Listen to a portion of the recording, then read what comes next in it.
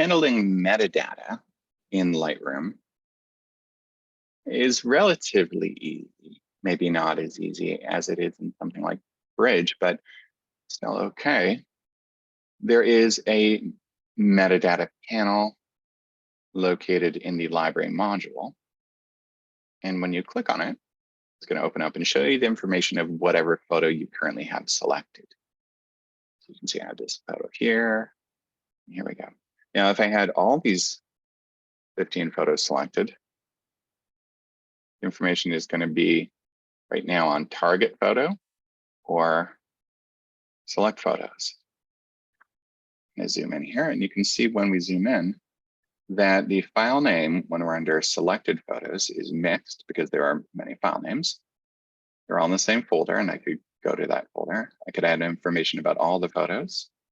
Creator name is mixed, which means I probably have my name somewhere in one of them.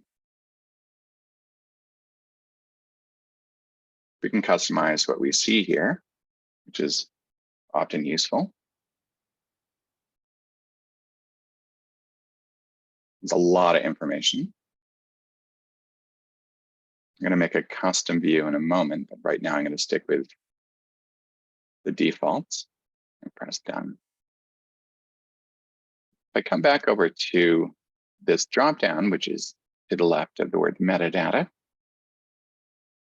I can choose all plugin metadata, which is everything that has been added to these photos. DNG information, these are not DNGs, but if it was, we could get info there. EXIF data, which is information about the file. There is some info here, but nowhere near enough. Your branded software, so if you're Nikon software, your Canon software, the same with Sony, are going to show you more information about the file itself than what we have here. So here, I don't know the exact focus type, but in the Canon software, I would get to see that. So this is limited. EXIF and IPTC, if you want a really complicated view. A lot of info going on there. We're going to use IPTC quite a bit. International Press Telecommunications Council. A lot of fields, a lot of them we don't need to see. Oops, keep clicking to close the panel.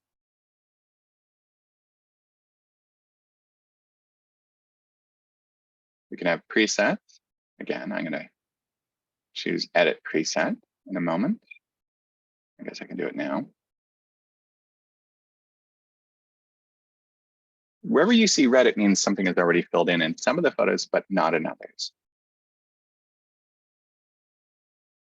This is a preset to add information to those photos, but it doesn't change what we actually see here. So I'm going to come back to this. Now, I don't want to save this as a new preset. I'm going to come back to this default mode. And I'm going to click on Customize. What do I want to see for my assignments? Well, file type, copy name. We'll do that as a separate thing. File extension, original file name, rating and label. Oops.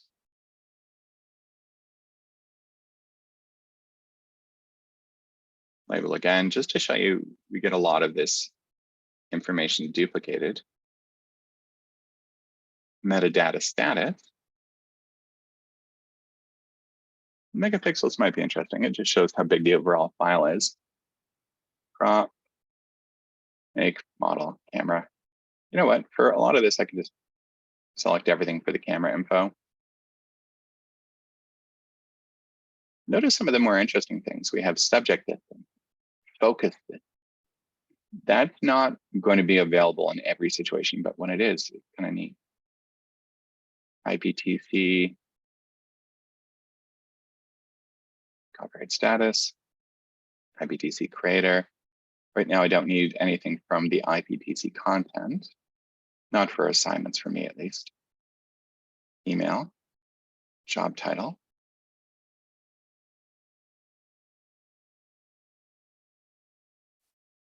job identifier.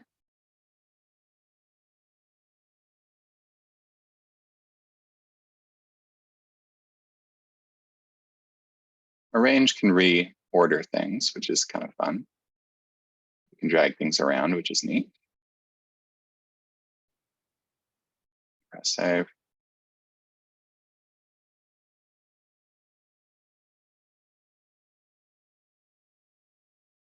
So right now it's a bit messy. I definitely want to rearrange things. So I'm going to go back to customize. Remember, you don't have to do what I'm doing now. This is just a way to, believe it or not, simplify what we're seeing. You can only do these things one at a time, which is a bit of an annoying pain. I don't need debug capture time, but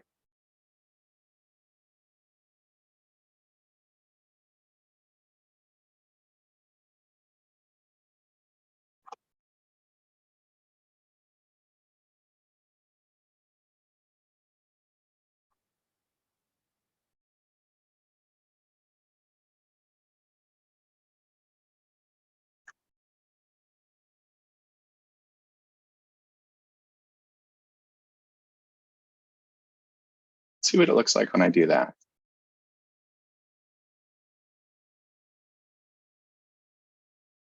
Still have more information than I want. I don't need the caption. I could continue editing this, but hopefully you get the idea.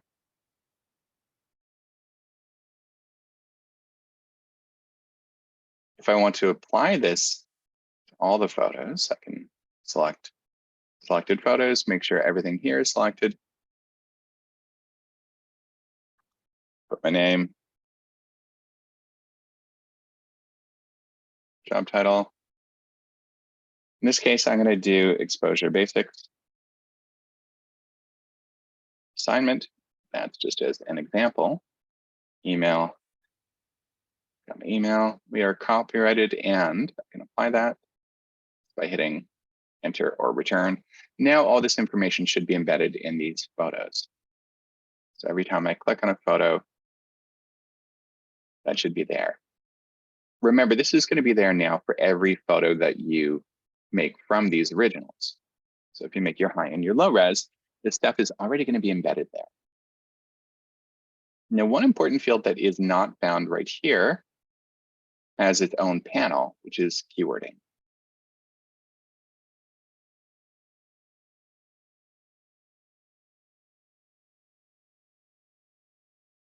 Right now, there are no keywords in that one photo, but if I select all of them, it's still blank. You can just type whatever we want here. Oops. I can spell typer.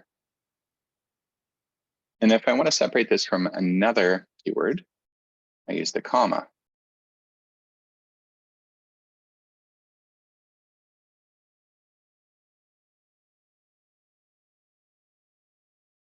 Keywords can be individual words, or they can be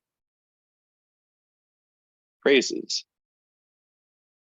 In fact, whole, oops,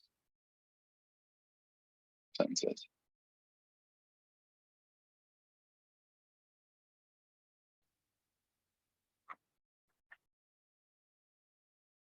If I want to delete this, I can delete it.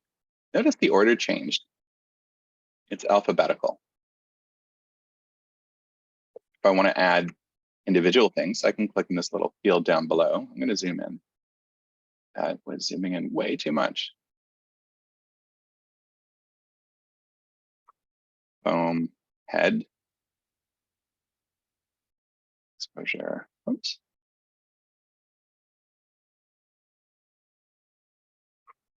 Putting that in there just as a extra yellow. Oops. Let me zoom out again. The Windows zoom tool is horrible. For example,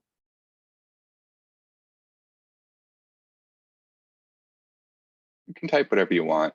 For your own keywording, add as many as you can, as many keywords. Describe things. Keyword suggestions is going to show you some of the most commonly used things here based on keywords that we have in other files. This keyword set is something you might find useful. There are defaults, so like recent, outdoor, portrait, wedding are the three that are baked into it. Notice that with the wedding, we have bride, groom, candid, black and white, blah, blah, blah, blah, blah, blah, blah, blah. So there's a lot of stuff. You can make your own.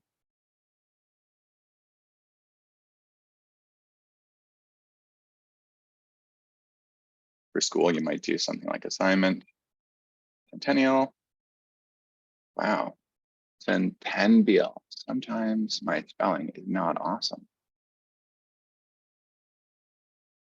You could type in the name of the course.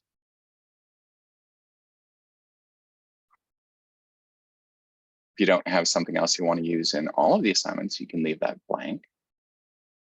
But if you do have things that you're going to be using frequently for other assignments, you can put them all there. And then you can save this as a new preset. You call it Centennial Photo Program.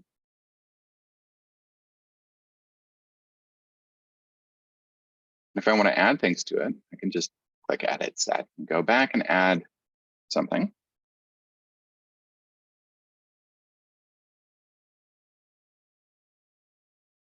One annoying thing is that we're going to have to save this as a new preset, which is basically just updating the current one.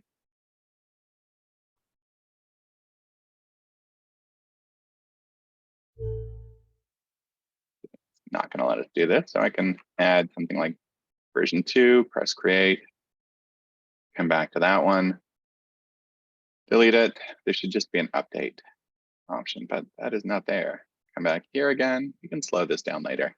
Just convoluted. And rename it to get rid of that.